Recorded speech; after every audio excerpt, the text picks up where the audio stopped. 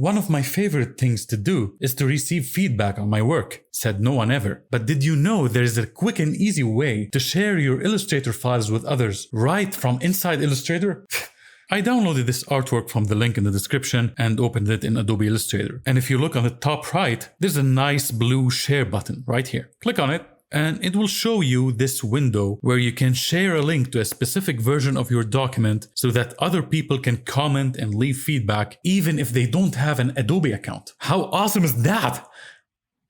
Let's proceed. Here you can change the link name. I'll call it subscribe to my channel right now. If you have more than one artboard, you can choose which artboard or range of artboards you want to share. Let's share all artboards. You can then control who can comment, choose specific people or anyone with a link, and then click create link. The link is generated. You can click here to copy it and send it to whoever you want. Click on more options to generate a new link, delete the link, manage previously generated links, which you can access by going to assets.adobe.com/links, or open the link settings where you can also set a password to access the file. So what happens when someone opens your link?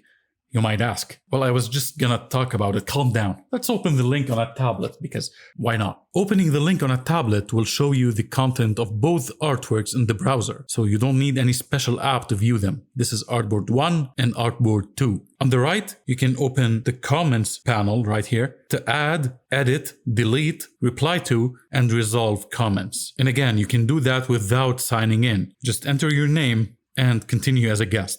You can also see comments from other people, and you can use a pin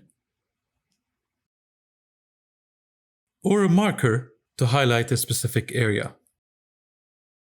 And every time someone adds a comment, you'll receive a notification. And you can also use the comments panel in Illustrator to view the comments and reply to them. Simply go to Window, Comments, and here they are. Now, after you make changes to your artwork, it's not going to automatically update the link. You'll need to click Share and choose Update Content. And that's it. This is how you can share. Wait, what?